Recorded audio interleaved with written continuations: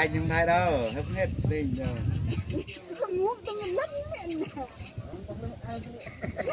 Anh ơi, sáng một xíu anh ơi.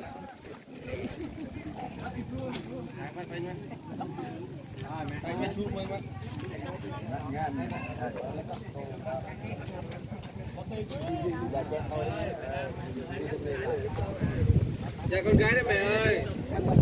Người ta trộm cắp á, này. vật bạn đẹp quá. Băng cùi không con dâu? Đó, còn lớp đi không?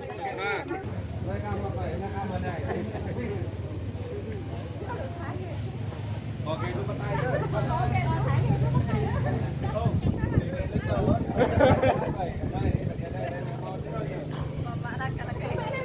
Lại, kết nó rồi. Ai nhỉ? Như là sung kích không đó. Tại khi rồi. Đang xem đây.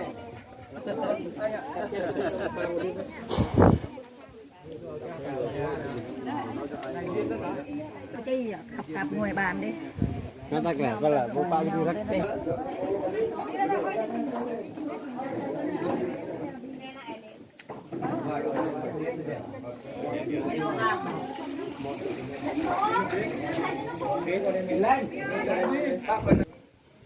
Con người gì?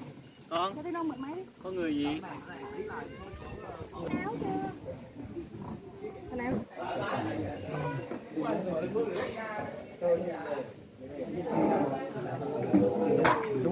Chú à. Quay chân độ Qua đây xíu, qua đây xíu. Rồi, qua đây xíu. Rồi. Rồi, nhìn con cười tươi nha. 2, 3. Rồi thêm tấm nữa không ạ? Cho mình cười tươi xíu nữa nè. Rồi, Châu ơi. Cho cười tươi xíu nữa nha. Rồi. lại đi cười mà lại đi cười. Mình trao đi anh. Rồi ạ. lên đi rồi, lên đi. Còn cái đây còn. Rồi, đây nha. Rồi. Rồi, hãy cười tươi nha, chú rể nha. 2, 3. Gieo hai tay cầm hoa luôn này, đúng rồi. Rồi, cười tươi nha. 2, 3. Rồi, đây nha. Rồi, cười tươi nha. Rồi, 2. Rồi, đây nha. Rồi, cười tươi nha. Rồi, 2.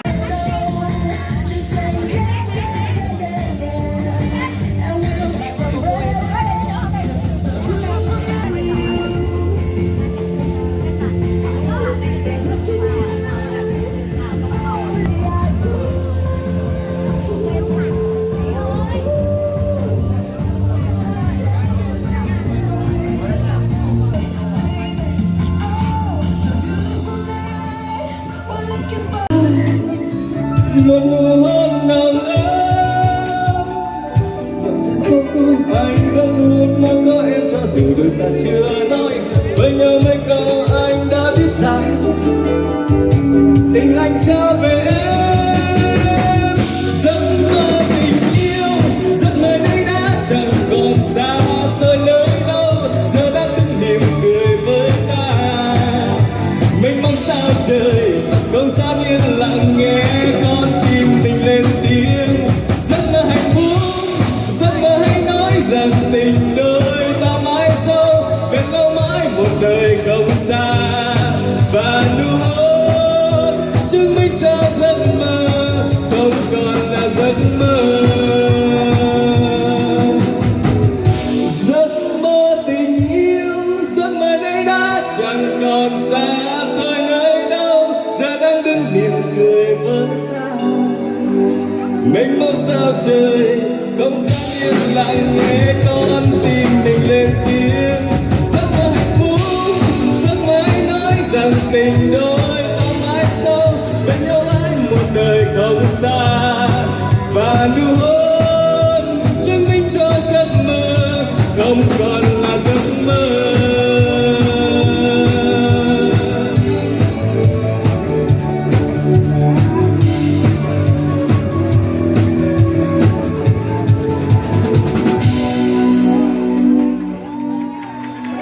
Xin được vinh quang truyền thống ta đang quý vị khách quý chúng ta đang có mặt trong chương trình buổi lễ tân hôn của chú rể Sơ Manh Cuba sẵn duyên cùng với cô dâu Sơ Lan Hờ Ly thưa quý vị.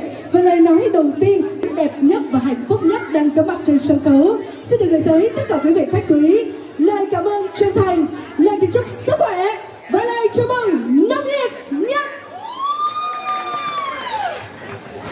Aku budi kami biang ba den prong yang mai tei tu tenglang sang ram goi.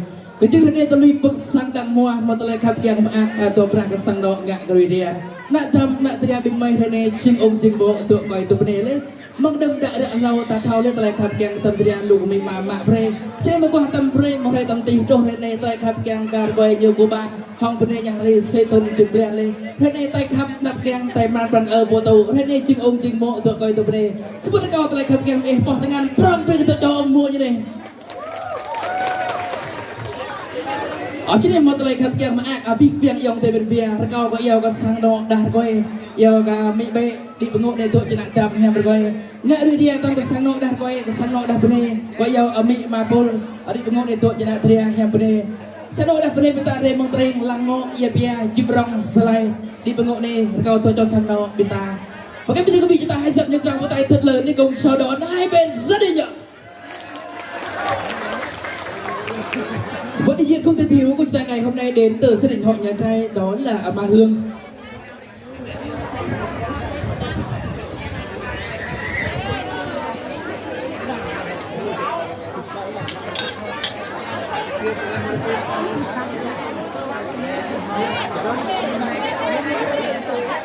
Ở sân bóng tầng màu bì có biết viên cái dòng tiền bên bia tại nguyên tele mà tele bong hoa đặc biệt tele khan tele khắp giang cái sáng nó bên mai pre bên ấy bên bên mà tele bong hoa mà mình tele nhà bít ở bên này có biết viên dòng tiền bên bia rồi đây tele betul ông mua cái nào bia bên mai ở từ bên cái sáng nó đang coi đang bên này tele chừng ông chừng mua ngạ rồi đi à chứ ở trên đây mà tele nhà bít bên này có biết viên coi giàu cả miền mà hương mà tele nhà bít bên ta và cái thưa quý vị để cảm ơn tất cả quý vị chúng ta đã về đây hiện diện đông đủ để cùng chúc mừng cho hai bên gia đình đặc biệt cho chú rể và cô dâu trên ngày cưới ngày hôm nay sự trọn vẹn đó thăng hoa đó quý vị xứng đáng được đón nhận những tình cảm tuyệt vời nhất đến từ hai bên gia đình và các bây giờ quý vị chúng ta sẽ cùng đến với bài phát biểu tuyệt vời nhất đến từ Ama Hương. Xin mời.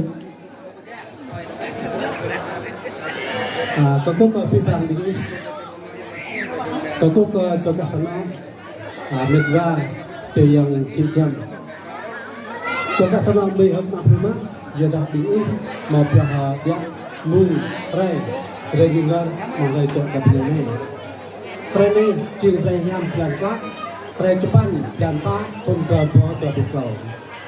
Juga sana kami mau buka peci kelai buka sana Pulau juga Nabata rumah coba hang dan kali.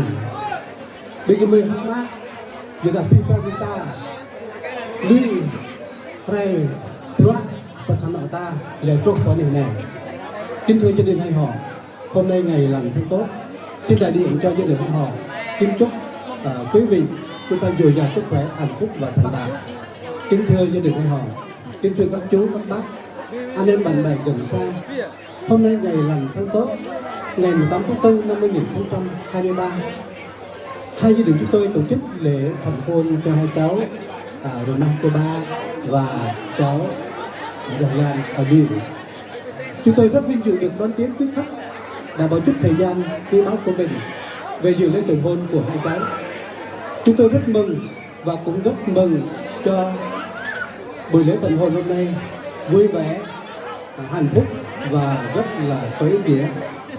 Trong quá trình tổ chức lễ thành hôn của hai cháu, nếu có gì thiếu sót, kính mong quý vị khách quý, các chú các bác, gia đình hai họ chúng ta hết sức thông cảm. Hôm nay là ngày rất là trọng đại đối với thanh niên nam nữ và đã thành hôn, đã trở thành một nhà của hai gia đình hai họ, huyện Kim Rong và huyện Cư Sơn. Cuối cùng xin chúc quý vị khách quý toàn thể hội hôn chúng ta dồi dào sức khỏe, hạnh phúc và thành đạt. Xin trân trọng cảm ơn.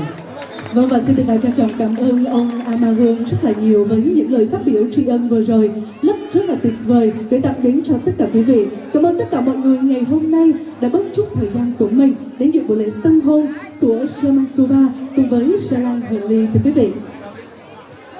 bây giờ mượn nhất là bây giờ sân nó bên bề một bề cái bên bề cái dòng tề bên bề cái chính nhất là bông hoa cái bề tề khan tất bay đồ tề bay xây bông hoa đồ dòng tề tao ít mà tề kẹp gang cái bên bề dòng tề bên bề cho nên là tham bên mày prong lấy chính ông chính mộ tụi cây tụi bên này họ tự lên mị mà mới cái đêm đãเราmị bề mà bại dạ bên chính và thò bên mẹ mà bại bề và thò bông hoa mị mà bông mầm bề cái chính này chính ông chính mộ tụi cây bên này lấy họ tự là mị mà chẳng mò tề kẹp gang bề ca yêu cái mị mà lúc họ tự lên tề mang ca mà bạn bè jam room cái chính đấy là cho ông mộ nhoi mà tụi khám gang mereka mị mà tụi nhung tập bay ở câu ca pi biang sang ngồi bên ta bên em bên ngồi đây mà tụi khám gang tôi cho ông mộ ấy luôn lâu ai giờ còn mị mà cái sang ngồi đặt quay mereka nhung tập bay ta biết mà hương tụi ram tăng lâu vâng, và để tiếp tục cho chương trình ngày hôm nay của chúng ta thì xin được mời cô dâu và chú rể chúng ta hãy cùng mời Am Hương. Ở trước đây tôi mà hiện nay trong kênh kim niệm nạp cái sang ngồi bên ta ngạn rồi đấy anak tham nak teriak cing ông cing mộ tụi coi tụi bên tụi đẹp tụi prong kênh kim niệm nạp mau tụi cùng gồm là đây mau tụi khám gang đấy không và tôi cho ông mộ như này sebut nama tụi khám gang mereka bị lu. Vâng, và thưa quý vị thân mến thì quý vị chúng ta cũng có thể nhân hết chiếc ly rượu và ly bia của mình lên được không ạ? Ly của quý vị đâu rồi? Hô thật to cùng với đại gia đình của chúng ta nha thưa quý vị. Ly đâu? Hô thật to nha thưa quý vị. 1, 2, 3. Hiền và rể thảo chúc cho tình thông gia ngày càng keo sơn và thắt chặt hơn. Dia Sano Ridia đặt bên đây ha. Ở trên đây có thể tôi cho ông mua gì không? Tôi cho Các ba cùng với Ly sẽ luôn luôn yêu thương nhau như ngày đầu. ở bên đây tôi cái đây tôi cho ông mua tôi để ông mua để sau và chú rể cho cái cưới ngày hôm nay xin trân trọng kính mời ạ. Và Lê Trinh xin được mời tất cả những vị khách mà ở trong đội lưu truyền lưu động của Văn hóa Thông tin sẽ về với sân khấu của chúng ta để cùng gửi những món quà rất là đặc biệt dành tặng đến cho cô dâu và chú rể nhân ngày đặc biệt hạnh phúc ngày hôm nay. Và xin được mời tất cả mọi người ạ.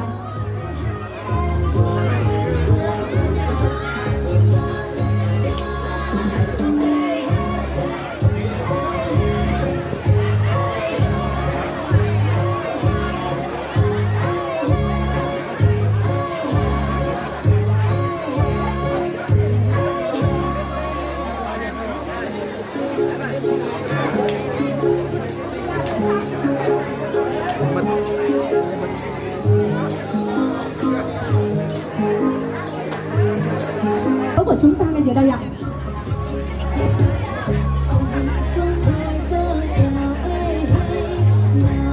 Dạ em đã thấy cánh tay của anh rồi, anh cứ từ từ thôi, mọi người sẽ đợi anh ạ, không phải vội à.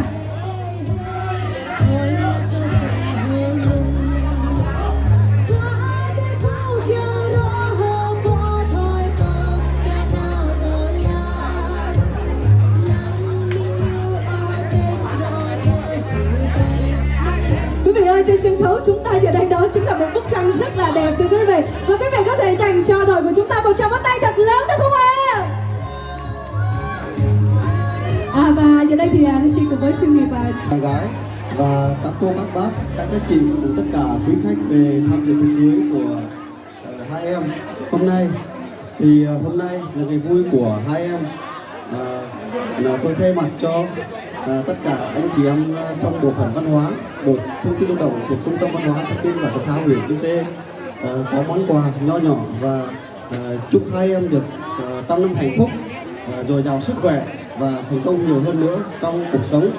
Và một lần nữa thay mặt cho anh em trong đội kính chúc các ông các bà các chị và toàn thể khách quý về tham dự tiệc cưới của hai em hôm nay.